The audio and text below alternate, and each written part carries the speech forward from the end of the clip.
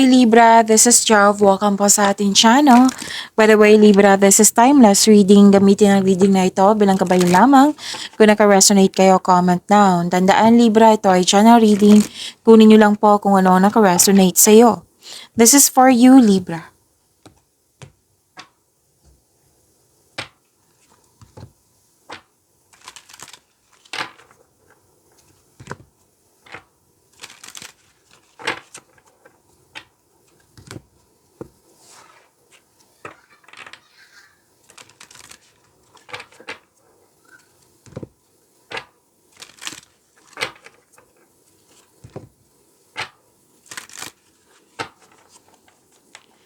Para po ito sa iyo, Libra.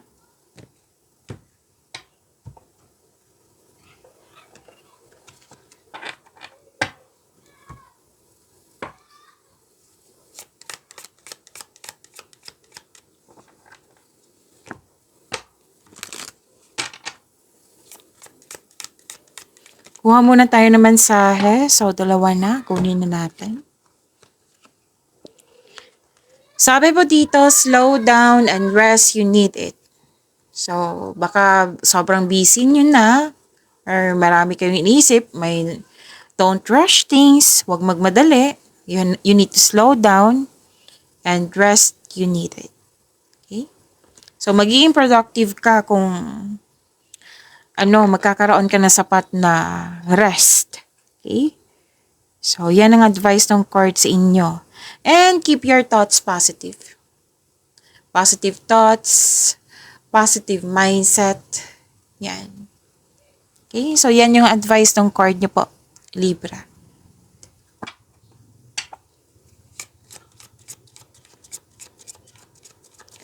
Maraming salamat po sa inyong patuloy na suporta, sa mga nag-donate, sa mga hindi nag-skip ng ads, maraming salamat po.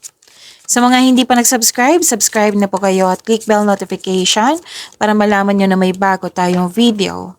Para sa mga gusto magpa-reading, comment po kayo ng personal reading.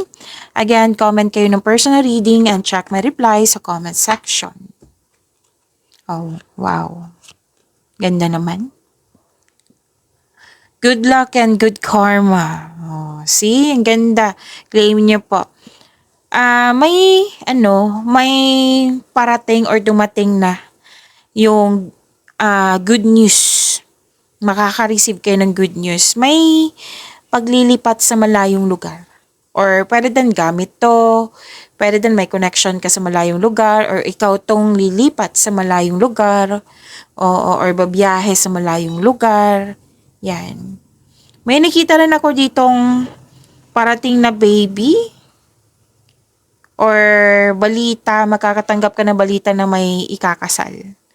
Tapos, nakikita ko rin dito na new beginning. So, huwag kayong mag-alala sa new beginning po. Kasi sinabi naman ng card nyo dito na this is change for the better. Tapos, may nakita rin ako ditong, anong tawag nito? Nag-announce sa grupo ng tao at nagulat sila. May in-announce ka sa grupo ng tao at nagulat sila. Yan, inayos ko lang. And positive opportunities. Wow. So, sinabi dito na positive opportunities. So, ito. And, new opportunities, positive opportunities, things going your way, this is success, and kitang-kita ko yung happiness mo dito. You deserve this, Libra. Habaan nyo lang ang pasensya nyo. Kasi may sabi kasi dito na delay. Pwedeng delay sa hinihintay nyo or delay sa paggawa ng action kasi may hesitation or delay sa paggawa ng decision kasi may tutol. Pwede. Oo. Or nagkaroon ng delay sa pag-uusap or delay nga, nagkaroon ng stagnation kasi may nakita kasi ako dito na some of you may concern sa isang tao na stricto, mahirap kausap or hindi kayo nag-usap. Or mahirap siya kausap nga. Pero at the end of the day, nakikita ko naman dito yung happiness mo. Yung new beginning sinabi ng card dito, this is a positive change. So, huwag kayong mag-alala. Okay, so claim nyo po.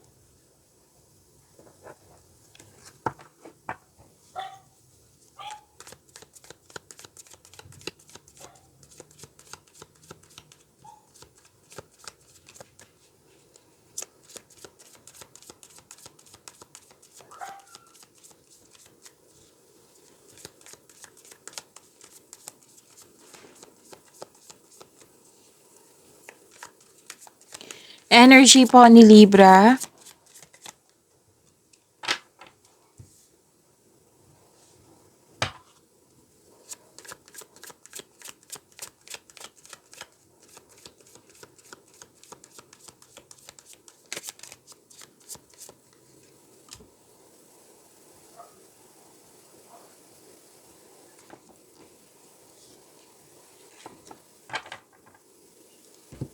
Kung may napansin kayo na repeating message, yan po yung pinupush ng card sa inyo.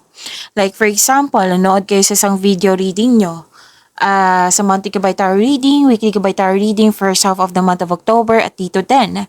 At may napansin kayo na repeating message. Yan po yung pinupush ng card sa inyo na kailangan yung bigyan ng atensyon, solusyon at aksyon kung maaari po. So na yung energy ni Libra.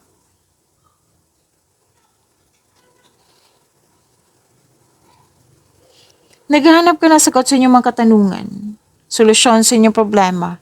Pero sinabi naman ng card nyo dito, Libra, na nasa iyo na yung sagot, nasa iyo na yung solusyon.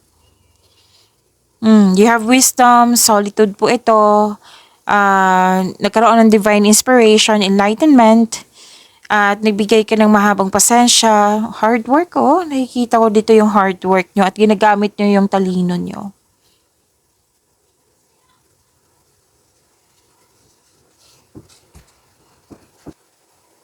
Maraming mga tao na takot mag-isa, baliktad naman sa iyo. Sabi ng card, maglaan ng oras para sa iyo sarili, para makapag-isip ka ng mag-isa, soul searching. Oo, you can restore your energy by spending time with yourself. Para sa pagbalik mo, you will feel your energy restored. Okay? Yung kanina all life's answers are within you. Parang perfect time sa inyo na alone time muna. You need time alone. Parang perfect time talaga sa inyo na maglaan ng oras sa inyong sarili. Pwedeng space din ito kasi space is a sign of respect sa inyong sarili. Kung sa connection to sa isang tao, pwede din kasi that is a respect. Space para hindi masakal. Diba? So, may space dito pwede din cool off. And feel free yourself para makapag-isip ka ng maayos. Tapos, yun po kung may desisyon kayo, hindi naman kailangan ng pahintulot to move ahead. Magtiwala sa inyong talino. Magtiwala po. Okay? Kailangan kayo po mismo ang mag-decide. Siyempre, we need na mag-gather ng factual information para makag-decide din tayo. Para yung pinili natin is best choice or best decision. Ilan sa inyo, mas gusto nyo magtrabaho mag-isa rather than in collaboration. Ayaw mo ng mga partner-partner, nag-collab. Ayaw mo, gusto mo solo lang. Okay?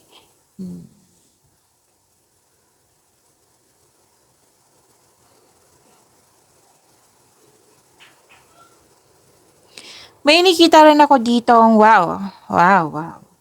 This is long-term abundance and steady progress. Claim nyo ang ganda nito. Most likely sa career and money to. Pwede din naman sa buhay pag-ibig. May nakita naman ako buhay pag-ibig dito. So, kayo po ay humahanga sa pagsisikap sa araw-araw na may pagbubunga na pinakamatagal at may makabuluhang resulta. Yung worth it, kumbaga. Ayaw mo sa mga mabilisang pagyaman, yung tamad kaya nag-shortcut. Ayaw mo sa ganyan. Gusto mo bigyan mo talaga ng time and effort. Gusto mo buhos talaga yung sipag mo sa isang bagay, sa isang sitwasyon ba, na worth it yung resulta. Ayaw mo yung mga madalian. Gusto mo worth it. Worth it to kasi nag-harvest ako matagal ko nung hinintay tapos nag-harvest ako. Yan, example yan. So, mag-build kayo ng konkretong plano para maiwasan yung baka-burnout kasi nakikita ko dito marami kayong ginagawa at marami din kayong iniisip at the same time. And para magtagumpay, maggawa kayo ng konkretong plano para magtagumpay itong daily routine mo, kung ano man ito. So, sa isang connection sa isang tao, pwede sa person mo, pwede sa matalik mo kaibigan, kung sino man ito, ayaw nyo ng away. Nagtayo ka ng trust and stability, ayaw nyo ng away. So, sabi ng card dito, you need to take things slow, huwag kayong magmadali. Okay? Like for example, kung nagde-date kayo, hindi pwedeng syempre kung araw-araw kayo na-date, madisbalanse yung budget mo niyan. Pero kung if you are afford, then if you afford na yung mga gastusin, then go ahead. Pero kumbaga yung mapapressure ka kasi gusto mong may ganap ngayon, iba naman bukas. No. You need to relax. Relax lang, magtiwala. Enjoy nyo mo yung moment nyo. Yan. Kung sino man yan ha, pwedeng kaibigan to, pwedeng maliligaw or niligawan mo, pwedeng karelasyon mo to. Pero dan sa career and money to. Tapos, okay, may nakita ka kasi ako dito sa career and money nyo na magbigay ng mahabang pasensya. Okay? Kasi magbubunga naman ito ng masaganang resulta yung hinihintay mo sa career and money mo. Magbubunga po ito ng maganda.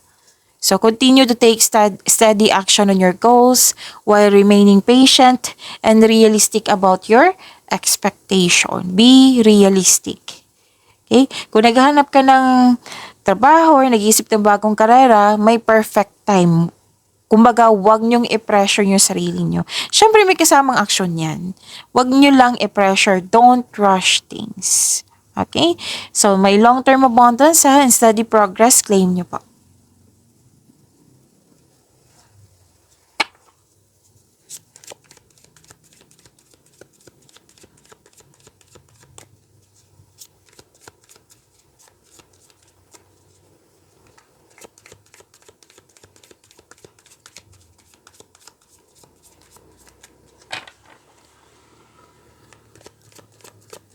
Career and money ni Libra.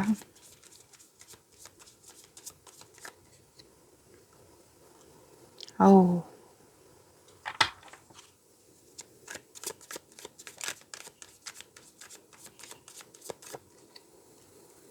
Ang ganda, Libra. So far, ang ganda ng cards nyo.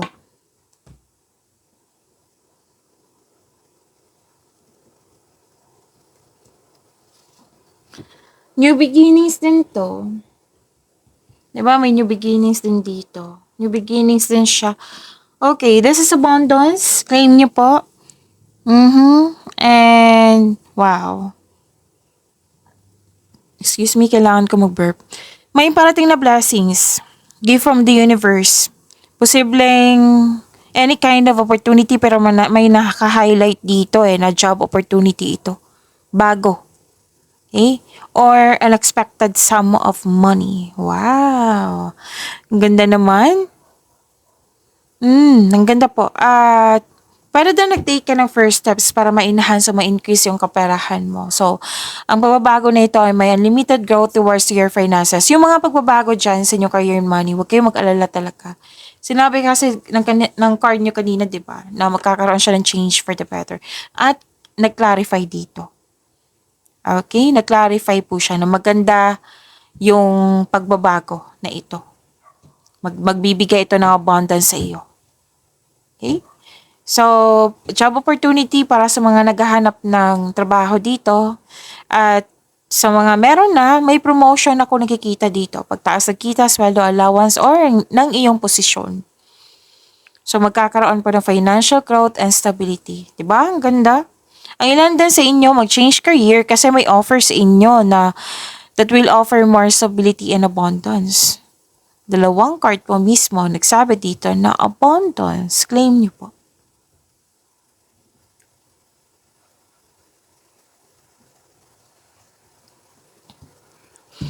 Nang dahil sa nagkaroon ng abundance, you have abundant in life. Sinabi talaga ng dalawang card mo dito.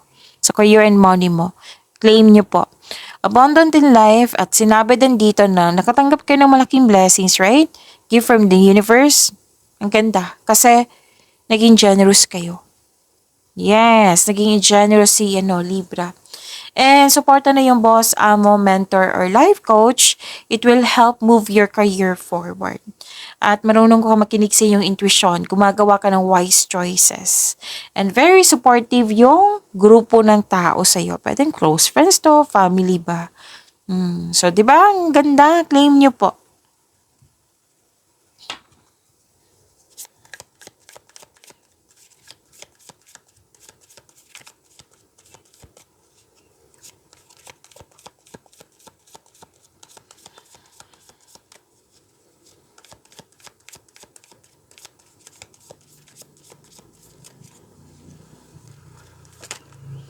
This is about your love life, self-love, partnership, and romance. Libra.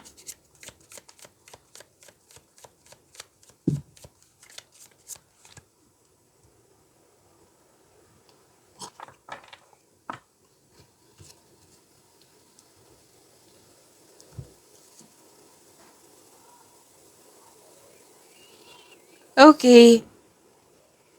Nakikita ko dito, nagkaroon po ng busy pa rin kayo dito eh. Para sa mga relasyon sa buhay mag-asawa, strong, confident, and compassionate kayo sa isa't isa. Well-established and successful sa inyong relasyon. Sa mga single po, may makilala kang taong very passionate sa gusto sa buhay, charismatic at masayahin. Maaari din ideal type mo ito.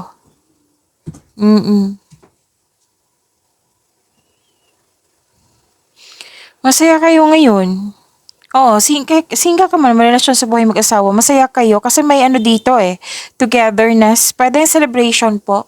Special event, celebration, togetherness, groupings, collaboration. Pwede yung special event din to. May nag-anniversary nga dito, monthsary. Opo. At saka, okay.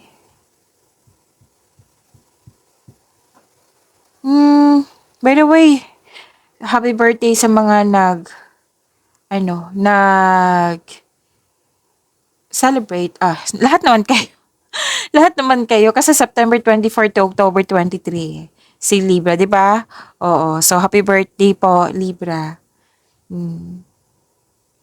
Okay, at saka masaya ka sa dito.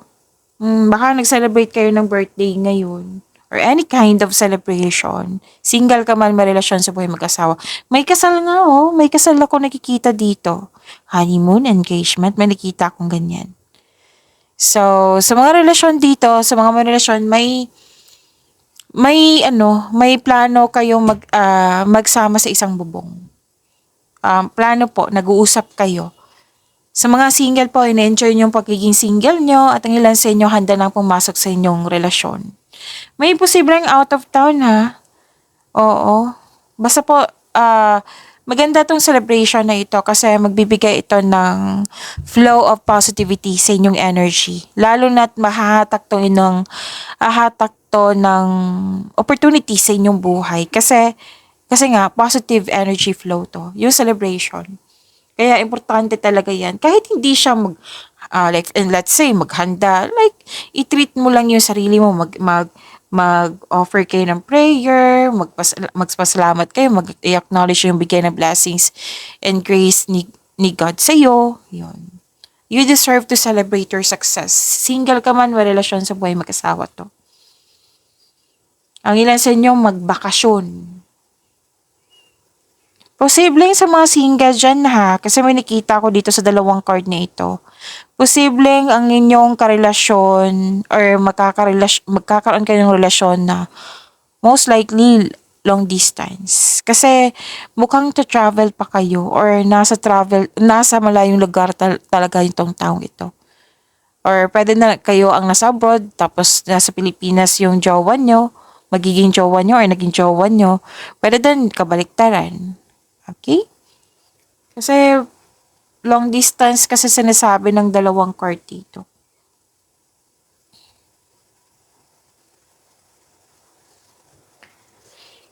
Okay, you've met someone exciting through friends or sa mga activities. So, dalawang card na mismo nagsabi niyan.